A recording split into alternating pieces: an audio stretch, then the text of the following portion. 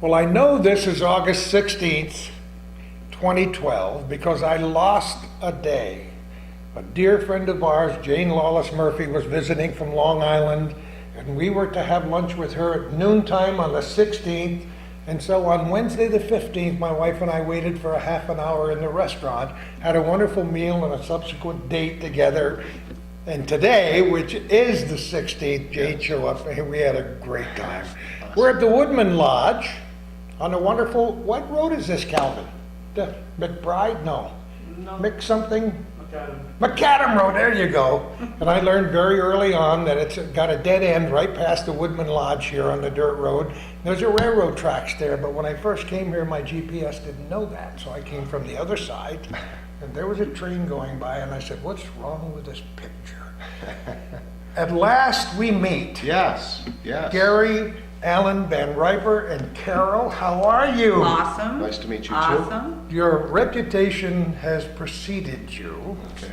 Even though you're very young people, you've done more things in your lifetime than most people by the time they expire at 95 or 100. Mm-hmm. But it's a delight to have you here today. It seems like you're North Country, and in reality you are, because you write so much about the Adirondack region and do so many things connected with this area. But in reality, you've been in Camden for 35 years, right? Yes, sir. Yeah. Yes, sir. Is it 35? Just about. Yeah. Yep. Yeah. North of Syracuse, Tug Hill Plateau. We know about the Tug Hill Plateau. There's a four-letter word called snow that That's has right. a lot to do with the Tug Hill Capital Plateau. S. We know so many people up there, and I've lived around Carthage and Watertown and Alexandria Bay and all those areas. So we want to talk about myriad things, Okay. as they say. Was it writing first for you, Gary, or was it climbing mountains first, or taking pictures first? Actually, the writing is what led to all those other things. Reading and writing, you know. I'd written nonfiction most of my adult life. Had a community newspaper for 7 years. Oh, I know about that. And, that was cool. And 2 columns in the paper, Right? at least. Boy, you know more about me than I do. That's exactly right. I'm not very smart, so I have to pay attention. So, yeah, so, you know, I had the community newspaper. I've been writing nonfiction most of my life in different, you know, different genres and forms. But when Justin and I started writing the fiction, I didn't even know if I could do it. We kind of learned that process together because I was so nonfiction oriented. But what I found was, by being so nonfiction oriented, it brought plausibility and authenticity to the fiction. So it was a happy discovery for me. Who along knows the way. whether it's the chicken or the egg, Carol, You right? just don't Yeah. Did this know. all start before you met this dude over here? Probably. Yeah, but I Did you would. do professional writing before you met Carol? Yeah, different Yeah. forms in the Christian church and you know, other venues. I've always been reading and I love to write. It's like ink got in my blood. It's probably true of all of us if the truth were known. You know, there's an old saying, there's a book in every person. Mm-hmm. And you don't know where that inspiration comes from. Yeah, yeah, yeah. But you're grateful that you have it. When your fingers go on that, I just had, as I told you, I had lunch with a writer friend of mine from Long Island, and I've been begging her to write a follow-up to her wonderful book called Sugar on Snow. She said, I don't know what to say. I said, put your hands on the keyboard, Yes, just go. and the words will come right out of the ends of your finger. Right, just go. So as a little kid, where'd you grow up? I grew up in Brewerton, New York, Oh, yeah. along the canal there. Never learned to swim because my parents were paranoid about the canal, you know, and all the Come on. currents. So we were right next to water, but I had very protective parents. But yeah, I grew up in Brewerton, and then I ended up going to Cicero High School. We moved, I went to Cicero High School. We were the first 4-year graduating class when that school was built brand new. And so I grew up in Cicero and North Syracuse area. And then finally, Syracuse kept gravitating toward that way and met my beautiful bride. That turns a corner when you do things like that, Yeah. doesn't it? Sure does. The road became much straighter and narrower Yeah. after that, is that what you're telling me? Yeah, so, you know, I was in Syracuse just for a short time, and then we kind of catapulted back up north again. And of course, Carol's family's had a camp in the Adirondacks for 106 Six. years. Yeah, so that kind of, brought us back toward the Tug Hill and the Adirondacks. And you became a preacher in what year? I just remember it was about 11 years ago, 10 years ago. 10 Is years it ago. really? In the Wesleyan Church Yeah. in Camden? I'd been assisting for 11 years before that. Uh-huh. Actually, when I was 19, when I first became a Christian, people said, you should be a pastor. And I went, whatever, And I bet you didn't say whatever.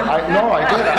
I really did. I said, I don't see myself that way, but people just seem to see me that way and hear me that way.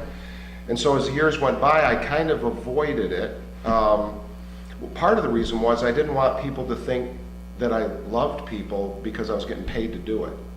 I actually had an uncle once that said, well, of course you got to love people. You're getting paid to love people, So, my spiritual sojourn just started there, and then I would assist, and I tried to sit in the back of the church, and people kept pulling me toward the front of the church. And so finally I gave in. 10 years ago I gave in. We sold we got a studio, a transition from our studio and our newspaper, took the church full time, and by then these books, which we weren't trying to start a children's series of books, but by then they had taken off. So we had kind of another change in direction in our lives. Do you have a feeling there might be a master plan I think at maybe work there here? is. You think so, huh? I And would the say master is definitely. planning something for you? Yeah, Were you definitely. both photographers before you met? I was. Right. For a long time. You worked in Yeah. a studio where?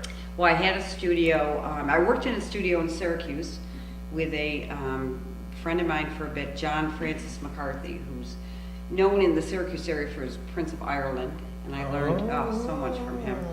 And then after I met Gary, we moved up to Camden, and I opened a studio there and ran that for, 23 years.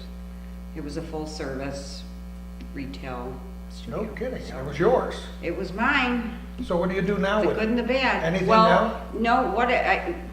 Truthfully, the book thing kept going like this. And the studio at the time, I was in a transition period. I used RB67 medium format cameras, film, and all of a sudden it's digital's here. Well, and I'm computer illiterate. Now it's truthfully. goodbye Kodak, isn't it? Yeah. amazing? Yeah.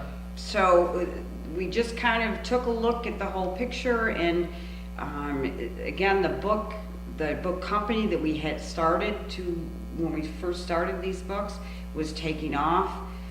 So we just felt it'd be a really good move to close the studio, and I devote my time full-time to the books. But you still take pictures. Yeah, actually, when I met Carol, I didn't know anything about photography, but she kind of had a guy she was kind of seeing when I first met her. Oh, no, here we And- go yeah, again. and he took pictures, and I His said, competitive side comes out. so I said, you know what, I can do that. So I kind of dove in that way, and I love it. I mean, I'm glad she didn't know a guy who was a long-distance swimmer.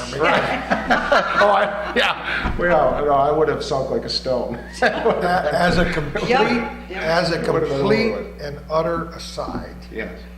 our viewers know that I write ghost stories. Mm. And I just had a great story about a guy who was a twin and didn't know it. And as a kid of about 8 years old, I guess, he lived right near where you did on the canal. Okay.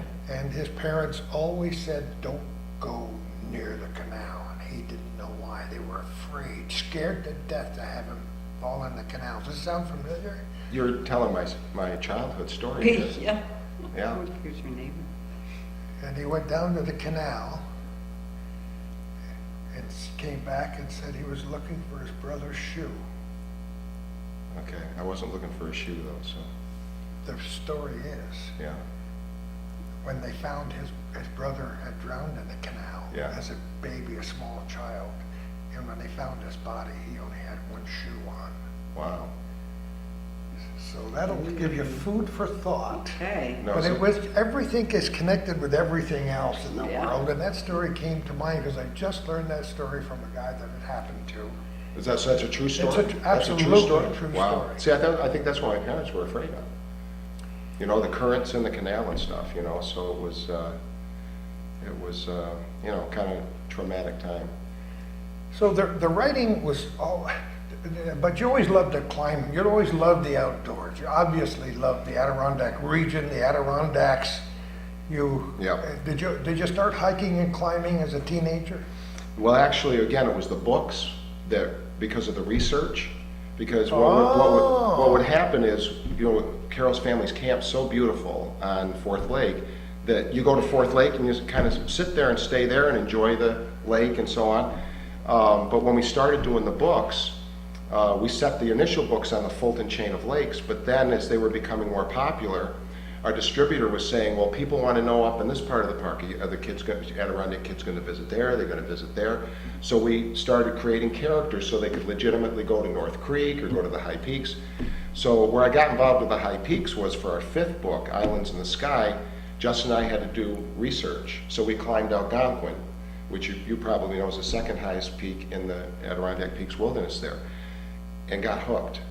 So the research, again, the books, the reading and writing led to, you know, the Adirondack Kids led to... Just to get to the, I want to hold this up. Give me this Yeah. poster a minute. This is so neat. So when did this begin? The Adirondack Kids books, yeah. bookstores. Yeah. When Justin, our son, was in 3rd grade. And Justin's 22 now, by the way. that's correct. So 3rd grade is a couple of years back, in case you don't look in the mirror and see that your beard is turning gray, Gary. So Justin You was know, for in, me, it doesn't even matter. Do you care? No. I don't. As long as we wake up being grateful for what we have every morning and feeling good. So that's how it started. yeah, he was in 3rd grade, and I wanted all of our kids to have a command of the English language. So I said to Justin, do you want to write about adventures at camp? I'd read to him every day from the time he was an infant.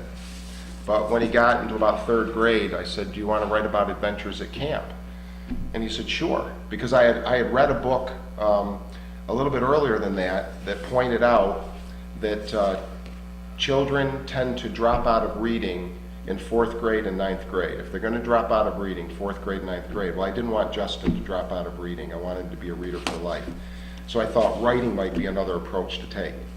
So we started writing about adventures at camp for fun, and then I was asked to read at a Parents as Reading Partners program at one of the local schools because I had the community newspaper. So I said to Justin, instead of reading something somebody else has written, why don't we read something of what we've been writing?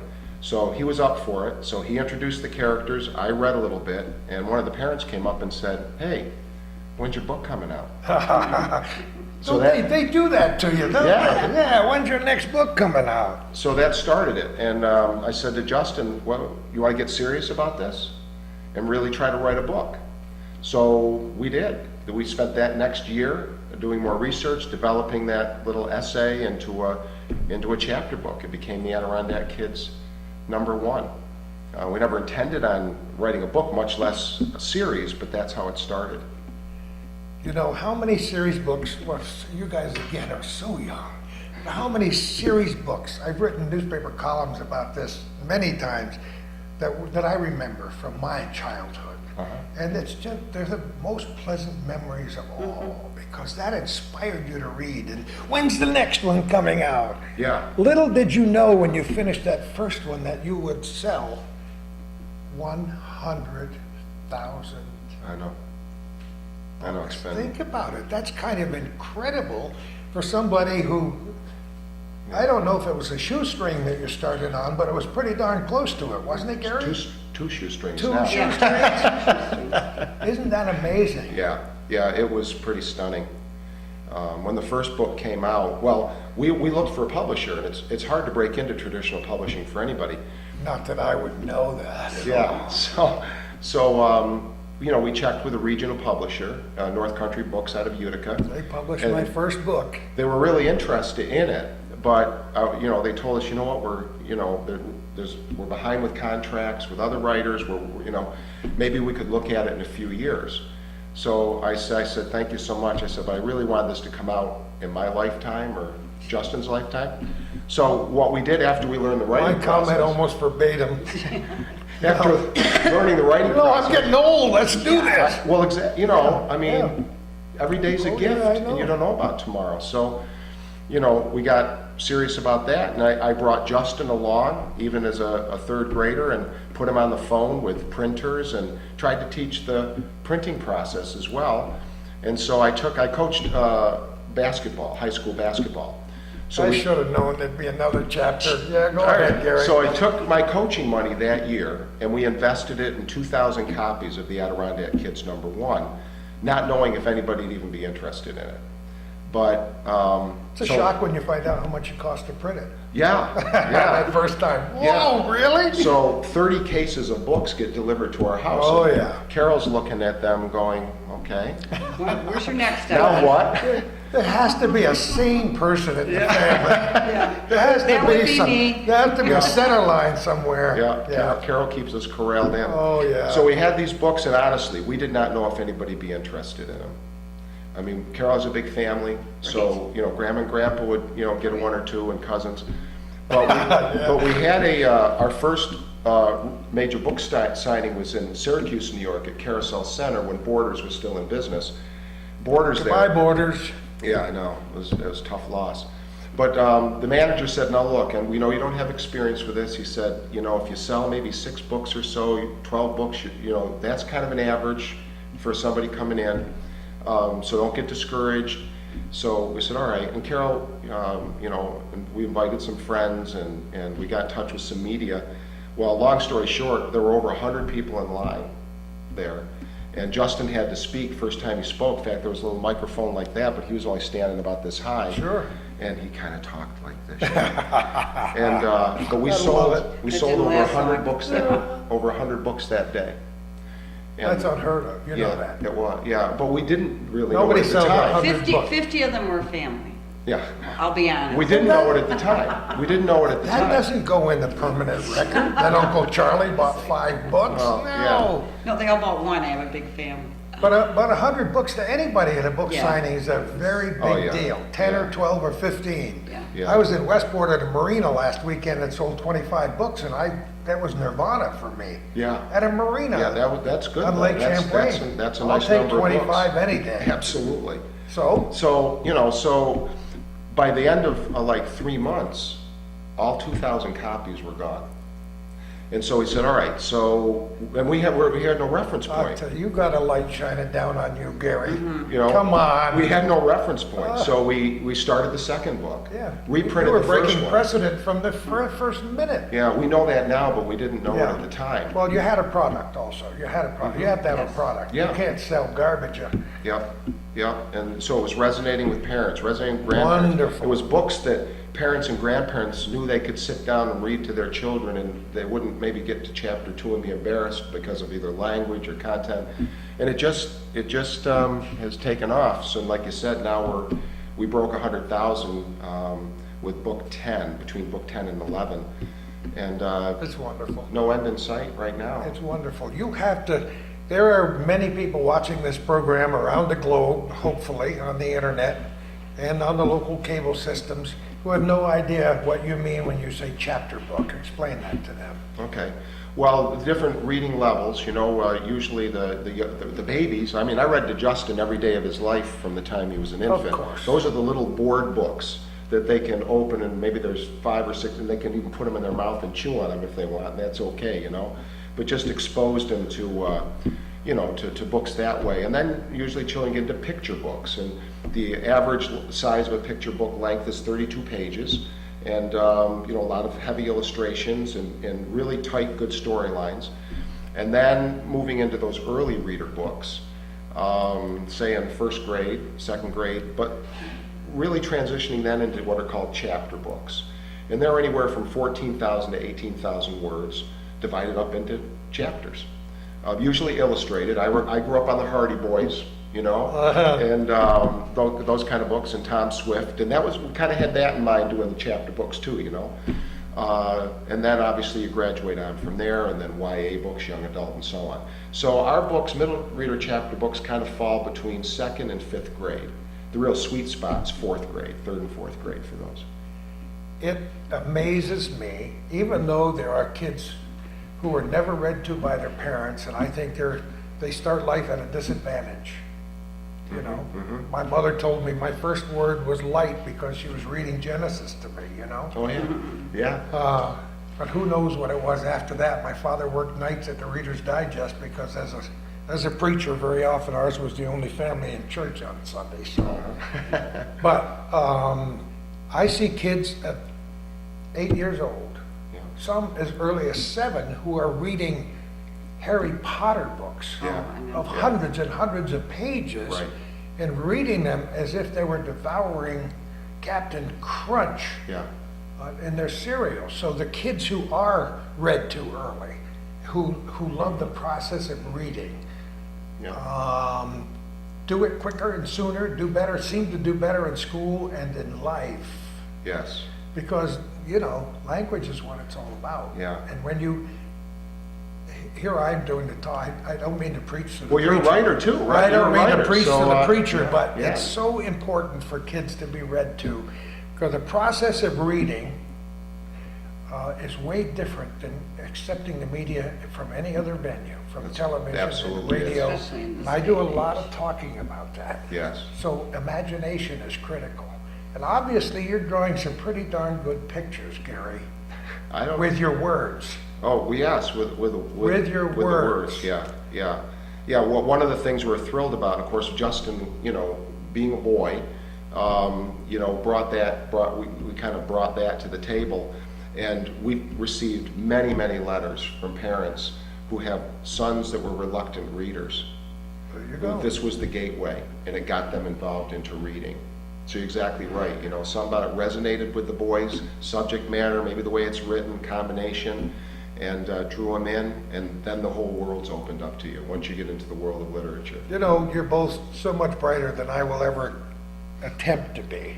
But we are on the same wavelength in that we want to inspire everybody to read. Absolutely. But especially kids Yeah. to read.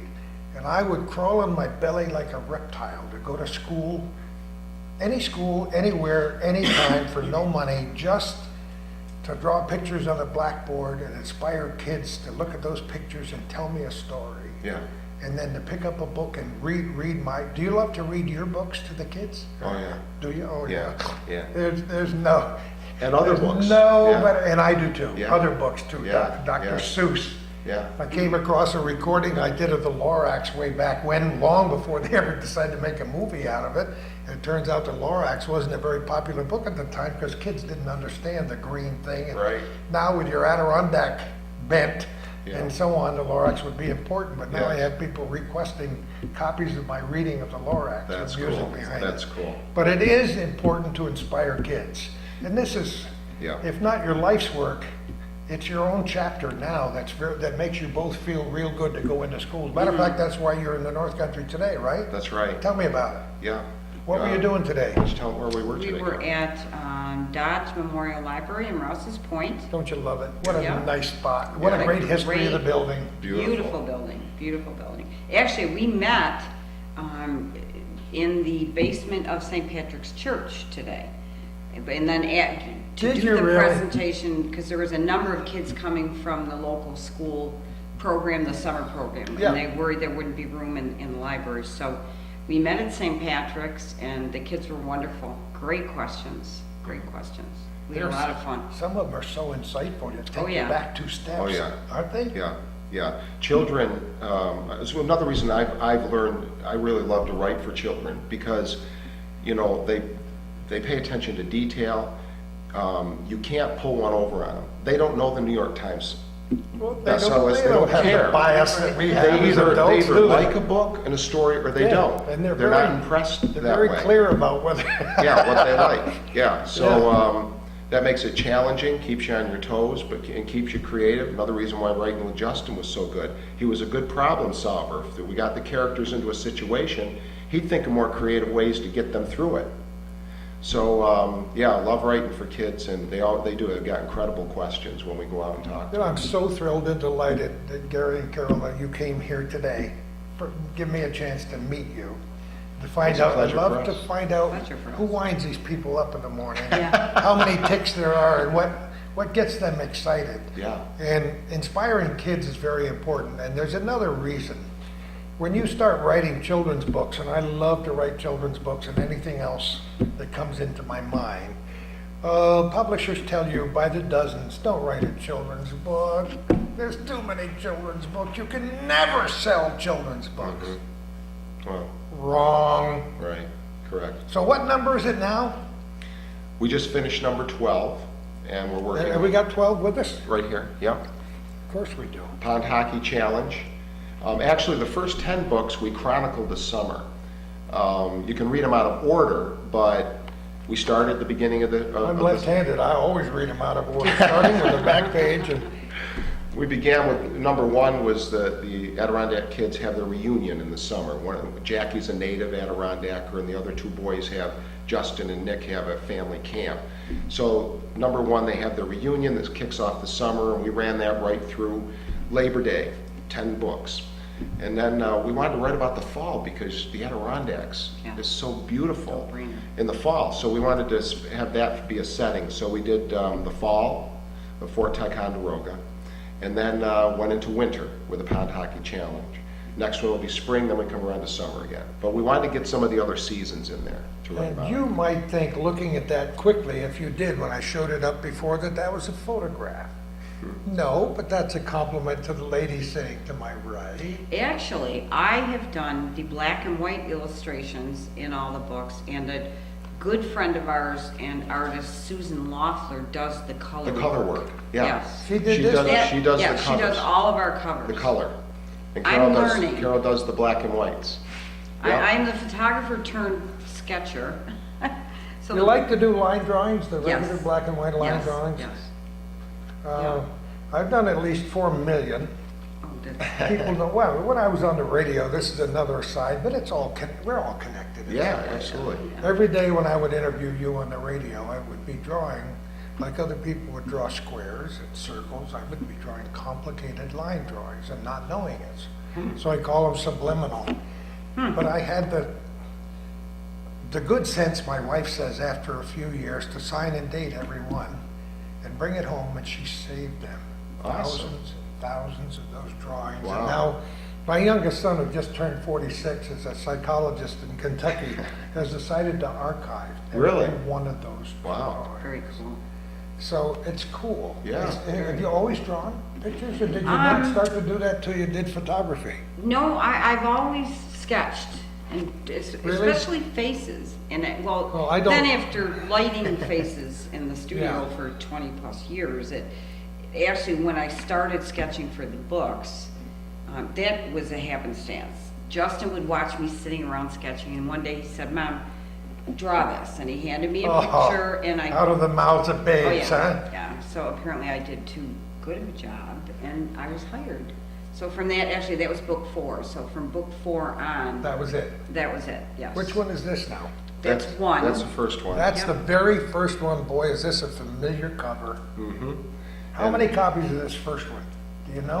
Because it still sells today. Oh, yeah, 25. Actually, the first one and whatever the new one is are all, every year, the top sellers. top sellers for that So, year. which is great, it's all new readers, so. Yeah, probably about 25,000 or so of that one. And Go back and look how many Yeah. copies of Hardy Boys were sold, or the Bobbsey Twins, or all the others that you know of, and you might be amazed to find out you won't have to live too longer than your next scheduled 55 Oh, yeah. years to beat these guys. Yeah. Well, you know, That's Edward wonderful. Stratemeyer Syndicate, right? Yeah. He did all those, there were the Hardy Boys, Nancy Drew, but Oh, there were yeah. like a whole bunch of the Oh, my, motorcycle my, chums and my. all those. All of those, of course, went out of print years ago, except like the Hardy Boys and Nancy Drew and so on. So it'll probably take a while to catch up to those. But, yeah, we're just blessed and we're just thankful, you know, that kids are loving them and parents appreciate them and share them with their kids. You know, it's very humbling. You It have really to is. plan into the future. So you finished this one, it's been published when? The 12th one? Oh, the 12th one? We have a cycle that we kind of do. And so it could come out in the winter. And then we start brainstorming the next one, Oh, okay. doing the research, doing the outlining over the summer and fall, and then get serious about the writing over the winter.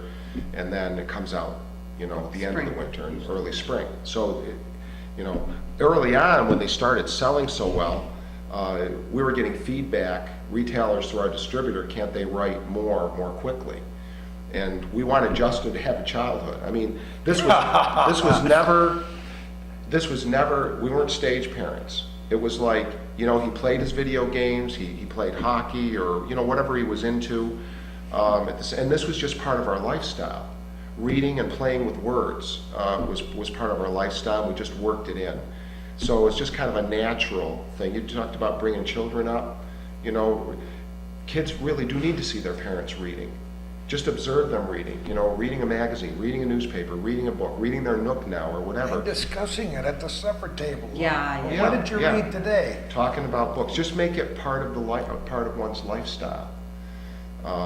So, you know, that's why we've done the one book a year on rhythm. Plus, I'm pretty bad with math, so people, you know, so number You ought one to see came me out. trying to make change when I'm selling my books. Number one came out in 2001, number two came out in 2002, number 12 came out in 2012, so if we miss a year, it's gonna really mess me up bad. Is the planning, are you fastidious about the length of the books, the number of chapters, the number of pictures? Is that? We try to keep it real uniform. It's, you know, the stories themselves end up being anywhere from, say, 78 to 87 pages, something like that, about the same amount of words. And the way the stories are, it seems like the more we've been doing this, it just seems like that's how many words it takes to tell an Adirondack Kid story. It's just the way it works out. That's amazing all by itself, isn't it? Yeah. How the stories come about. Yeah, yeah, and you know, we had heard. That's about how many words it takes. It's like me, I write a newspaper column, you know, it used to take yeah. 850 words, and all of a sudden, newspapers doing what they do best, and that is going backwards and shrinking in size. All of a sudden, there was 700 words, and I said, I can't write a column at 700 words. The standard is 800 words. Right. That's what it needs to be. Right. So if I didn't truncate the finished product, somebody else did, so I learned to Right. trim it down. Right. Yeah, so that's just kind of the way it worked out. The other thing we had heard, That's and I'd heard marvelous. this my whole life, was, you know, I heard authors talk about the stories start writing themselves, and I didn't get that. I mean, I tried to imagine it. Well, now, once we created these characters, these people are real to us now. And when they get into a situation, we know what Nick's gonna say. We know what Jackie's gonna do. It's like they do That's the kind of, beautiful part they of take it. off. That's what creativity is all about. Yeah. Do you have a favorite ventriloquist? Favorite ventriloquist? I don't Because, really you know, about a lot of you talk to a ventriloquists. ventriloquist, and there are a couple that are very good now, a la Charlie McCarthy in the old Edgar Yeah, Bergen heard days. them, yeah. He was actually the worst ventriloquist ever, but guess what? He was on the radio for 30 years. Oh. You don't care if your lips move on the radio. I could be pretty good. But you talk to any of these guys or gals, and there's some very good female ventriloquists, and they will tell you that the words that come from that dummy are sometimes surprise them. Oh, right. All right, I can That's- understand that now. That's what you're talking I could, about. Yeah, I can definitely understand that now. That's why they can have such an interesting conversation, because they call it an alter ego or an id or whatever you Right. want to call it. Right. Something else. There's a dimension at work that they're hard to pinpoint, isn't it? It's one of the things we tell kids in our little writing seminars, that when they're taking their notes in their notebook and they're developing their characters, we tell them these characters have to be real to you, because if they're not real to you, they're not going to be real to your readers. So we'll go now. It's not uncommon at all to go to a school or a library or something and have some of the young kids come up to us and say, "How's Nick doing? How's Jackie doing?" Or they get very disappointed. Or, when yeah, they find that's- out that's they're the not tough real. part. This is what Yeah. imagination is all about. You've done it. Yeah, yeah. You've done it. When I was a little boy and listened to the Lone Ranger on the radio, he was my Lone Ranger. When they put him on television, Absolutely. no, this guy is a big fake and a fraud. So your characters are real. Yeah. And that's why many people can't separate the things they watch on television from real life. And so they meet an actor or an actress. Right. And not that I'm trying to stretch this program beyond its normal limits, but when I was a little boy, radio was king, of course, in the 1930s and early 1940s. And driving through Westchester County at a place near, not too far from Ossining, New York, there was an average looking guy walking down the street. I was with my dad in the car, and we're talking, and he said, "See that man?" I said, "Yeah." He said, "That's the shadow." And I started to cry. Wow. You can't, the shadow is invisible, you can't see. Then he started to say no, and then he took us to Radio City and showed me how they put the radio shows together and did the sound effects, and I was enamored all over. Oh, that must have again. been a thrill to see that. But that's what it is. When you have parents, and my earliest recollections are sitting on my mother or my father's lap and being read to. My father was a great storyteller. So tell me how this thing works when you go to schools. Do you set up a schedule far in advance? How do people get a hold of you? How does all that work? That's one of the other hats Carol wears. She Oh, wears she's the got many- illustration hat, many the billable hats. incredible gourmet cook hat, spoiled Oh, rotten keep there. going. Oh, yeah. And publicity as well. Yeah. So tell me about it. Well, we actually, through our website, and there's a section on our website for teachers. Yes. And there's all the ways to get in touch with us, phone numbers, email. So what do that they kind look of for? thing. What's the website? AdirondackKids.com. Yeah. Pretty It's as easy. easy as it gets. Yep, All and it's right. actually on every one of our books, Of course. every one of our bookmarks. It's pretty readily available. But most of the schools, actually all of the schools that we've done in the past few years have been ones that have contacted us. At some point, if Gary ever retires, I mean, he'll never retire. but, Pshaw, Gary, you know, pshaw. really. I'm sure that we'd be able to do a lot more, but this is he has a full-time job other than the writing and stuff. So I don't book a ton of visitations every year. Summertime, we do book signings through the park, and which we love, meeting people that are familiar with the, characters and stuff. I'll often take my day off during the week, and that's the day that Carol will book a school or something like that during the school year. Well, you don't often travel this far though, do you? We This do. is a fur piece Yeah. from Camden, New York, We Yeah. kind of with the price of gas. Yeah, around the state, pretty much, I'm trying to think, we've been in Burlington, we've been in Vermont, but mainly around New York City. The thing is, it's getting bigger and bigger. What's happened that we didn't realize. The world is getting smaller. and Yeah, the smaller. world's True, getting smaller true. and smaller. It's almost serendipity that Gary mentioned That's my word. before, that fourth grade, and we didn't realize this when we wrote the books, but in the fourth grade curriculum in New York State, they study New York State, in particular the Adirondacks. So in our reading levels, our fourth grade level. So what's happened is a lot of the school districts have picked up the books as part of their curriculum. And we've become Oh, involved. don't you love it? Yeah, That's, yeah, no, that's it's been, and we're good, that's thrilled, good. obviously. Oh, Yeah. We didn't know that when we Yeah. started. Yeah. Yeah, so we get a lot of calls and visits through that. So you got a great big calendar on the wall? Yeah, yeah. No, I have And a a little book, that's a calendar and calendar. a book Yes. and, so how many visits a year would you say? 50? Not that many. No, Really? no, not anywhere near that. Probably maybe 20 in the school year. As far as just school 20, visits. 20 to 25 in the school year, and then maybe book signings. We try to do mini tours, like we're doing one now. We were in Inlet, Long Lake, Rouse's Point, Bolton Landing this week. Aha, I You get you, know. I get you, I get you. So in the summer. But we don't do that during the school. I mean, Justin has been in school. Actually, he just graduated, but so we wouldn't pull him out, So it's been living. We've been doing what we can. Yeah. It's been And I love manageable, working with though. Justin too. I missed him while he's been doing this internship this summer.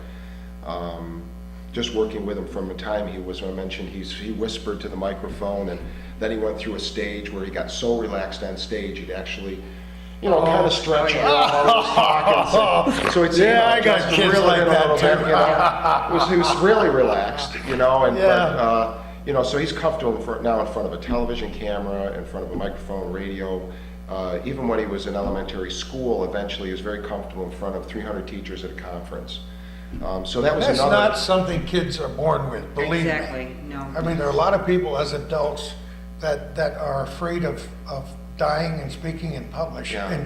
not necessarily in that order. It was just kind of, I think, because he kind of grew up with it, That's and wonderful. It was another benefit that we never even dreamed about, you know, that would come from that, just his confidence to not only express his ideas on paper, but to articulate his ideas verbally in front of a group. So that was another great benefit from this that we never anticipated. And he loves to write himself? Yeah, you know, his college classes, some of his peers would get, you know, how'd you do that so fast, or whatever, you know. Well, he never told anyone that I'm he a had type- 10 books under his belt. I gotta tell you, I'm a type A. I love it. I'm a type A, Justin's admittedly a type B. So if he can take the shortest road is between 2 points, you know, so he just, you know, understood the way that, you know, words would go together and write down his ideas. So he took, you know, was able to You express know, this himself is, quickly. just sitting here with you is an inspiration for me. Some days we all need to be inspired by something, you know? The sun isn't always as bright as I make believe it is every day, and I am the eternal optimist. But to know that you have made it your life's work, in essence, to inspire young people and older people too, by virtue of your ministry, is a good thing. Yeah. And there have to be apostles, you know? You have to be out there and talking to kids constantly. And when you first go to a third grade class, they don't know what to expect. The teacher doesn't know what to expect. And if you can leave them cheering and screaming and clapping and saying, where can I get a book? Library, is that what a library is? Yeah. Well, I got to tell you, we received an email just a few months ago, and this semi blew me away. It was a girl in 10th grade, a sophomore, and she wanted us to know that she was writing like mad. And she said, and I just wanted you to know that where I learned I could do it was when you came to my school when I was in first grade. What As a does that first do to your grader. heart? It was What like, does it do to okay. your heart? That We're was- done, that's all we need. Well, I We're figured good. it out. That was when Justin and I, we would have first started. And, you know, we go to schools and we mainly speak to 3rd to 6th grade. And I wondered, the kindergarten first graders, how engaged really they may be. You shorten your presentation, you talk a little bit differently. But that just hammered home again that first graders, kindergartners, they're engaged. And they can be inspired. Oh, are you kidding me? Yeah, that was. It's silly putty, right in your hand. Yeah. Once again, even though we haven't even paused to take a breath, I want people to know that we're talking to Gary Allen VanRiper and his wife Carol. Adirondack Kids is really all you need to know. This is where it all began, but something started this ball rolling long before that. And I have to say how important it is for me and for our viewers to know that there are people like this couple right here who are willing to make the sacrifice. And in some ways, it is a sacrifice. Yeah, you make a couple of cents here and there, but it's hard work, especially after doing a dozen books, to make sure everyone is exactly right. Yeah. And this is not about me, it's about you, but I met a family this past weekend whom I won't identify for fear of embarrassment, but I don't think they should be. And I met at least 4 members of the family who are all dyslexic. These are brilliant college graduates. The rest of us cannot, who read, you know, and devour books. Just reading a newspaper or reading Adirondack Kids books would be a terrible chore for these people as kids. And in those days, there was a stigma. You know, this kid was called silly or stupid, and they just couldn't get it, and they thought they were stupid Right. because probably their own parents weren't aware of it, and one of their parents was dyslexic and was embarrassed to even tell their own kids about it. So I embrace these people. Absolutely. Because I know what their challenges have Yeah, been. yeah. So how neat it is for you guys to go into a school or a library or somewhere and inspire kids of all kinds. It's a privilege. And when It's a privilege. when you get a letter from the teacher and every kid has signed it, or every kid has written you their personal views Yeah. and drawn pictures along with it. Again, it's very humbling, you know, to realize that. Is it not humbling? Yeah. It melts your heart. Yeah. And to know that, yes, you may have inspired 30, 40 years from now, one of these kids will say, you know, I met Gary and That's where I started writing. I couldn't call my first book Adirondack Kids because that's been done. So I called it Catskill Kids. Yeah, absolutely. There you go. Go for it. So that's wonderful. Yeah. But, you know, you guys still get out and walk the trails and climb the Oh, hills absolutely. whenever you can, because that's really important. Oh, I got hooked. I really got hooked myself, and I finished all 46 high peaks. You might know, I don't remember, because you do such good research, Oh. but it was a couple of years ago. I finished the 46. Don't you love it? And Justin's done. In 2007, by the way. Okay, That was the yeah, year. that was the year, okay. It's written in stone. There Oh, it is. yes. And Justin's done about 10. Our daughter has done 21, I think. So I'm getting to go back up with them. I did the Fire Tower Grandkids Challenge, going, hopefully. working on the 100 highest peaks in the Adirondacks. So I just love it. I love everything about hiking in the Adirondack Mountains. Well, it brings you closer to what's really important when you get in nature anywhere. Yeah, I tell people why I sit at 5:30 in the morning with a cup of coffee on my back deck this far from the Saranac River and watch the first hummingbird yeah. come to the feeder, and watch the first blue heron go by, watch the first osprey catch a fish. And I say, I'm sorry, I love big cities, but you can't see that from Manhattan. you Right, know? right. So you love nature. Yeah, Do you go with them sometimes, Carol? Yep, sometimes. Yep. that's right. I'm more of a hiker, a level hiker. I don't like You're my kind of person. climbing over rocks. Yeah, you're my kind of person. But, you 100 know. pounds ago, I would have been this guy. We also call Carol a oneer. And for the, you know, Yeah, love I'm a oneer. she's a I oneer. love She drove up Whiteface Mountain, so she's got one of the high peaks. But we have some hikes right near our camps, 5-6 mile hikes that are more like this that I Yeah. love. I absolutely love. Yeah, the Adirondacks are a beautiful place on earth, you know, beautiful place on earth. The people who visit the Adirondacks, how many people do I meet and interview for one reason or another who didn't grow up here? Who spent their summers in the Adirondacks at a camp like your family Yes. camp, Yeah. or were brought to Lake Champlain by their grandparents and said, that's the place where I want to live if I can ever get back to Plattsburgh. Yeah. Or Well, like Camden or somewhere. a 6 million acre park, right? And I understand it's 200,000 people may live year round, but 8 to 9 million visit every year.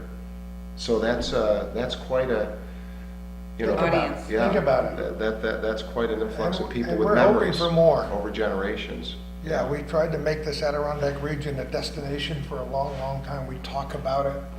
Now we have a thing, our chambers of commerce get together and they call it the Adirondack Shore, which for some people has no meaning at all, but you know, Yeah. we've tried, I said it's a smaller world.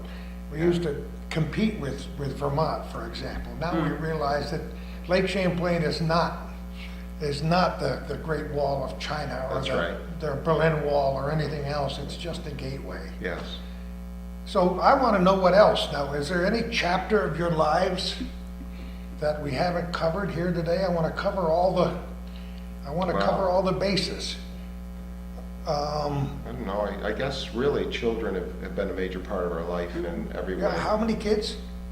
Well, we have 3, but we did, up until last year, we were involved with therapeutic foster care. Oh, come on. So we had 7. Oh my, come on, you're killing me. No, Are no. you?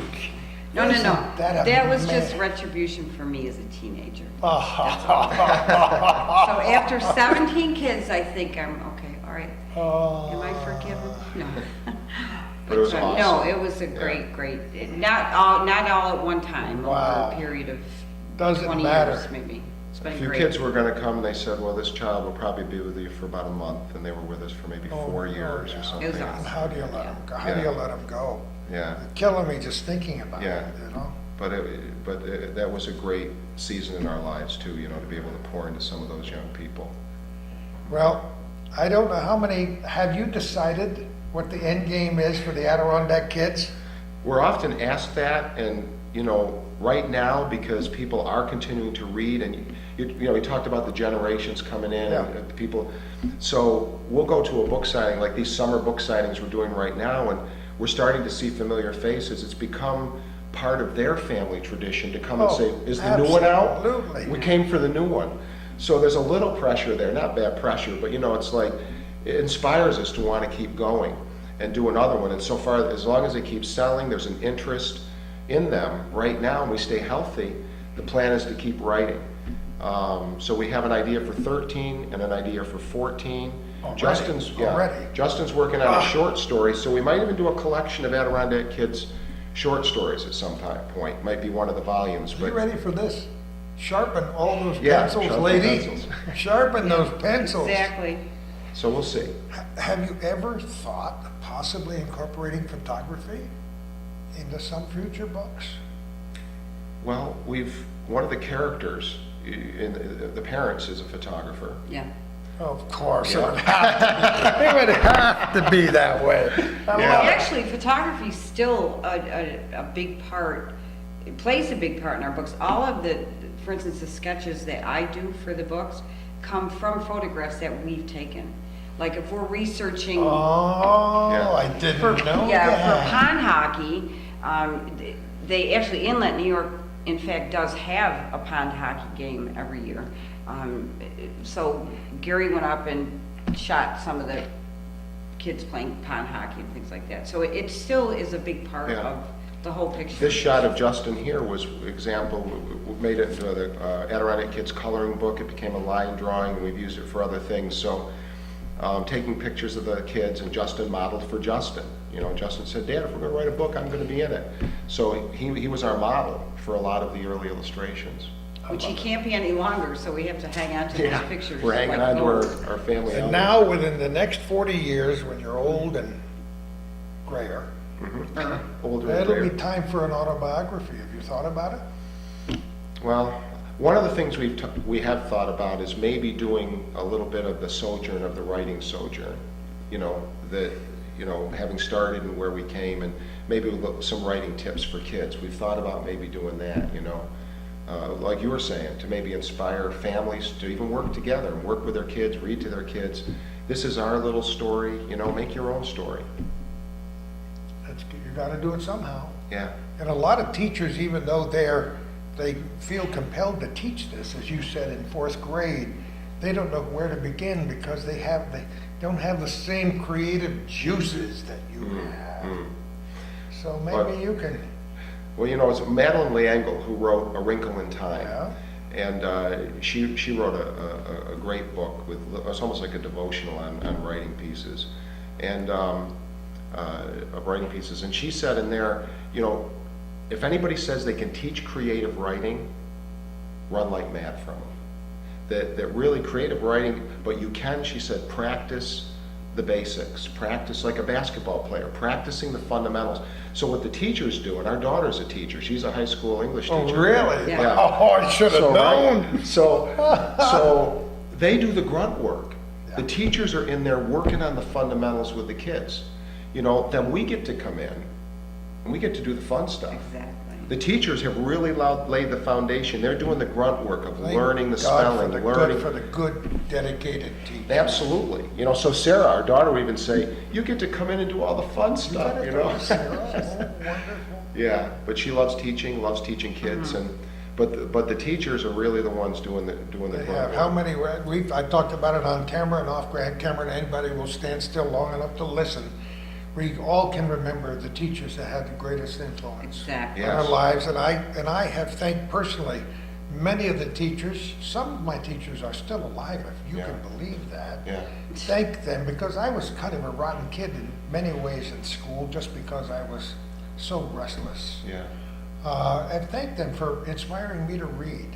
yeah.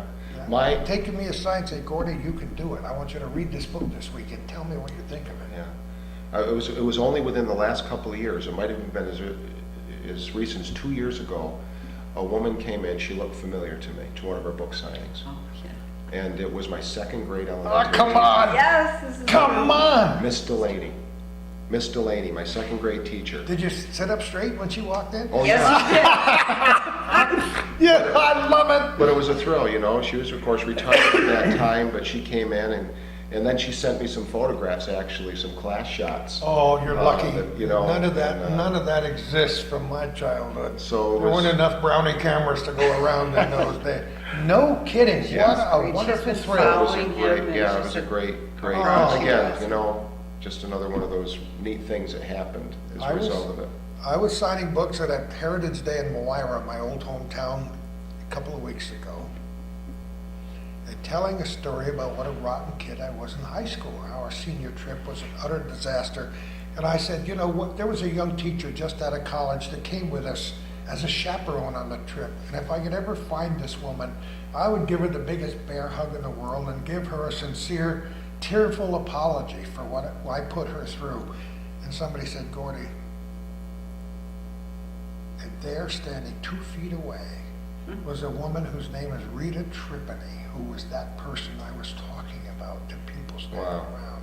And I did jump up and I did give her a hug, and she was horrified, and she lied through her teeth and said I was a model student. Oh. What a bunch of Yeah. baloney. But isn't that a thrill? This wonderful little old lady taught for 40 years. Yeah, that's And, great. you know, I would have thought that I would send her running from the business of teaching, but I guess it gave her the fortitude to keep on. Maybe she'd get a kid better than me the next time around. But what you do is good. What you do is a good thing, and it pleases you. I hope so. Yeah. You go to bed at night saying, I think we did something right today. Because that's not always a foregone conclusion with people in this crazy world we live in. So you think you're on the right path, both of you? Oh, yeah. You know, Justin growing up so fast from 3rd grade to, you know, married and a great bride and, you know, real answer to prayer. And it goes so quick. And we know that Time is amazing. Oh, yeah. you know, every day is a gift. And so we just want to live every day we can to the fullest. I've got one quote, two quotes actually on my computer. And one of the quotes is from Jonathan Edwards, who was a preacher from a long time ago. Oh, yeah. And he wrote 70 resolutions when he was a teenager. Resolutions that embarrassed me almost at my age, that he had this kind of, you know, depth and richness in his life. But I've got resolved to live with all my might while I do live. And that's kind of the way I try to wake up and live every day, you know? You know, their favorite words, one of which has already been mentioned because serendipity is my all-time favorite. Oh, okay. It's the by chance things that happen. It's like us being here today and doing this and hopefully, you know, being a little more fulfilled when the end of the day is. Sure. But the other one of my favorite words is passion. And you just said that in so many words when you said live your life to the fullest every day. If you don't have a passion, then you don't have the pleasure that goes with having a passion about something, Yeah, right? yeah. And this Absolutely. writing is a passion, and reading should be a passion with everybody. Yes. It's a joke when I go camping or when I go on a trip, my bag of books is heavier than my Oh, suitcase. You know? Oh, yeah, I And can if there's a relate to local that. library, I ask them if they got a book sale, how many books can I get for $3 in this Right. bag that I'm carrying? See, now they've got Nooks for us. I haven't gotten one yet, Oh, right? neither have I. But you can put He doesn't 3,000 even books in have a a Nook, cell right? phone. I don't have a cell phone yet either, but. So are you telling me that people can't buy the Adirondack Kids to get them on their Kindle? Is that what you're telling me? Oh, not yet. Or their Nooks? Not yet. Yeah, we're actually working on that. Again, the industry's changing so fast. It is. You know, and when we ask kids, like, I always ask a few questions of the kids. And I ask them, I said, how many of you have Nooks or Kindles? Or like half of the kids will raise their hands now. And- Yeah, it's coming. And that's okay, but I hope books never go away, like I hope Oh, newspapers never go away. You have a passion for newspapers. Yeah. It's sad to see that the business is changing way too fast for an old guy Very like rapidly. me. Very And I'll probably buy a Nook or a Kindle sometime, just because everything's more available. Yeah. You know, my Yeah. computer allows me not to spend half my life in libraries as I used to before to do any research that I Right. did. Yeah. But I will still get great pleasure out of holding this book. And the smell. And as in my left-handed way, reading the back page first Oh, and holding this book. And I had a book signing with a woman who's a pretty popular North Country author whose name I won't mention. And she was telling how she worships books. But she worships the physical she was taught from a little kid, never bend the page down. Always be very careful that you don't break the spine. And I said, if you see these hands, if you can imagine what I do to a book. And the longer the book is, the more it looks like it was a product of Hurricane Irene when I finish it. You know I read a book. Right. So when I picked a book up at camp this summer and said to my wife, have I read this book? She said, look at that book. Does that look like that's a gaudy little red book? And I said, no, I guess I'll read it. So yes, I may own a Kindle or a Nook sometime, but I always have books. And they will be for me treasures. My father, being a preacher like you are, do you have a library at home, a big library? Yeah, it's a pretty good sized library. Well, that's what I grew up with. People, how many people have a library in their home today? I mean, when I was a little kid, there were 4 walls in my father's room, so often as big as this room here, and there were books from floor to ceiling. So I can still go and grab an old book. When we moved into the Victorian house that we did, however many years ago it was, we walked into that room and they had a library room with the books, and I said, Okay. Oh, I'm in heaven. And we still have them in boxes all over too. There's never enough room for You know, books. my dad would have fellow preachers that would die, and he would go and make an offer to the widow for every book he had. So we had books and books and books, and that's probably why I have so much stuff in my I can relate. But books are so important. I hope we Yes. made that point today. Is there any last words of advice or anything that you want to add? What I'd like to do is pause for just a moment, because Calvin always has good questions for the guests that he'll pose, and then we'll come back in just a minute. Okay. If I know it was 2007, I remember what questions Okay. to ask. First of all, Calvin said it would be a nice idea to show at least one of Carol's drawings, and you said this is... Actually, it's a character in the book, in all of the books, named Dax, and it's actually our cat. We actually have Dax, she's at home, and How old is she?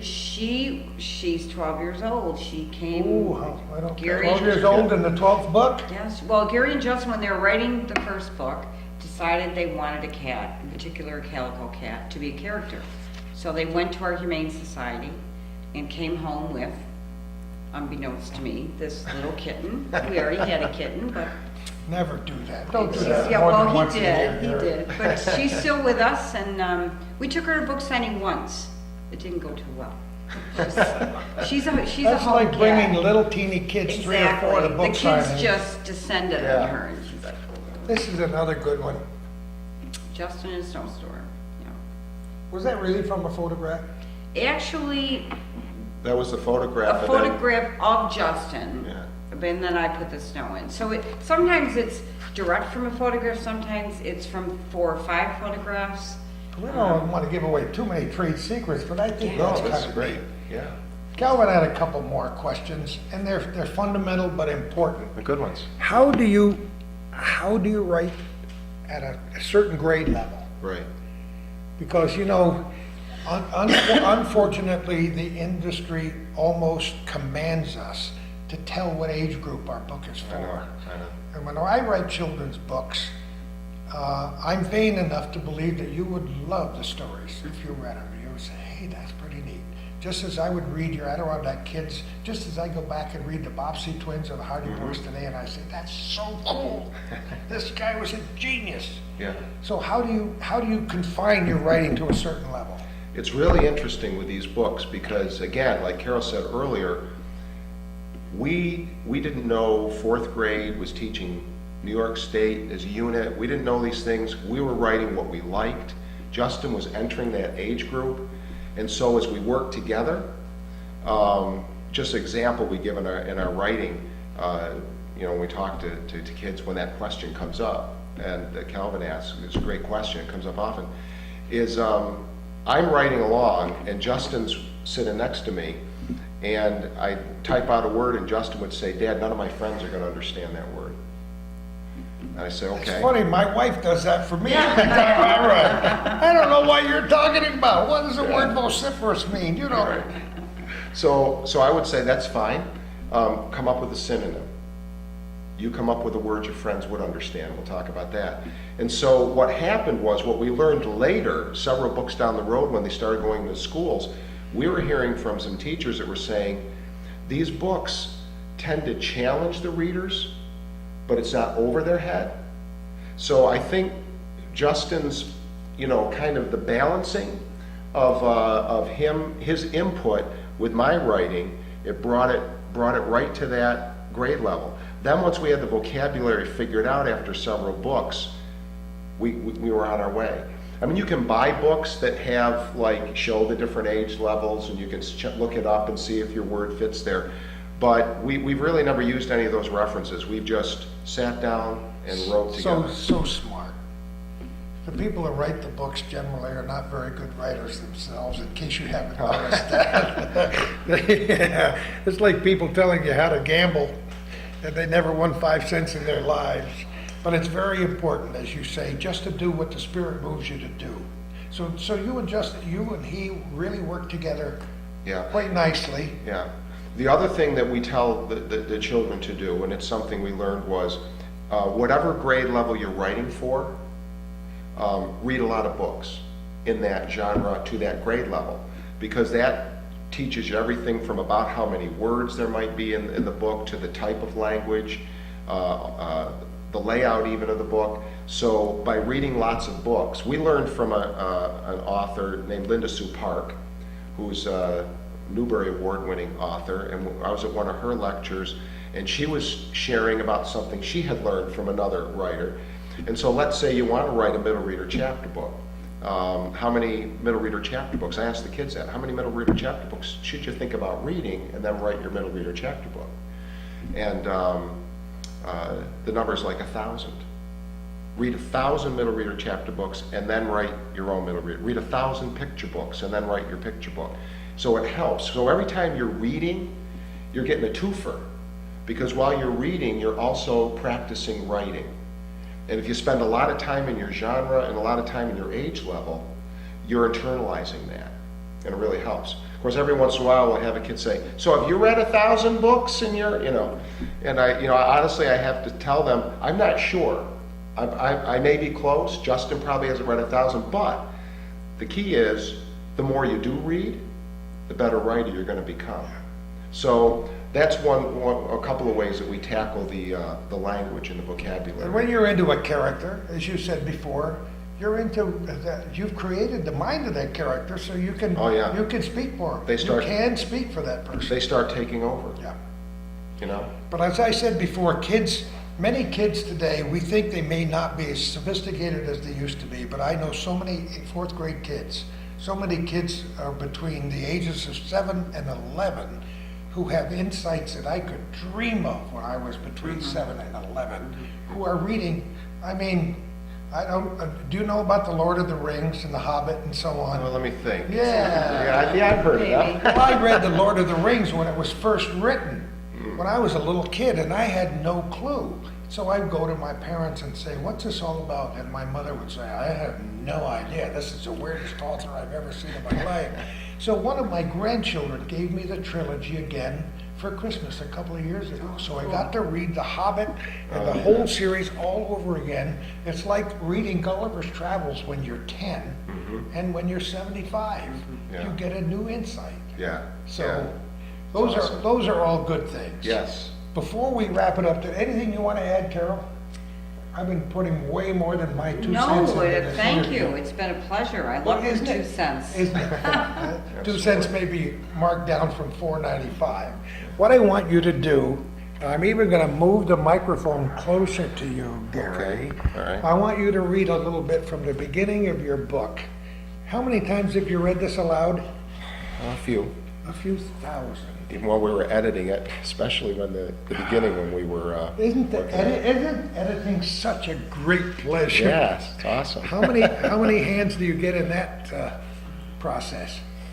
We have quite a few, actually. Of course, our daughter is a high school English teacher. That helps. Carol's sister's a court stenographer. Oh, come on. She's great with punctuation. Oh, yeah. Our book designer that gets the files ready, she's read a ton of books. So we have a number of different people, sometimes some teachers So we get a number of eyes on it, along with Justin and I reading it over and over and over and You've over. never, ever found one mistake in a book Not a that's been printed. single mistake, not. And that's, we're storing it, and we're sticking with it. Yeah, and that's fiction. All right, That's this is the fiction. very first one, written what year? In 2000, it came out in 2001, Does it seem like a long time ago, or like yesterday? yesterday. Isn't the time? Wait till you get to be my age. My wife and I constantly get up and say, is it Saturday yet? I mean, the weeks go by so fast. That's why it's so important to read that thing over your computer about living every day. Yeah. Don't skip today. Even though you put your feet up on something, be thinking about something. Be saying a fervent prayer for somebody who needs it, right? Amen. Would you like to read a page or two for us? Okay. I'd love to have you. Go right ahead. Okay, Calvin, you can just go like, you know. No. Okay, the Adirondack Kids, Chapter 1, Barely to Camp. Justin Roberts sat in the back seat of the Jeep, staring down at his sneakers resting firmly on the carpet. It had just occurred to him this was the first summer he could sit up normally and make both of his feet touch the floor. "Here you go, son," said Mr. Robert. "Soft chocolate with chocolate sprinkles, right?" It was a Robert family tradition.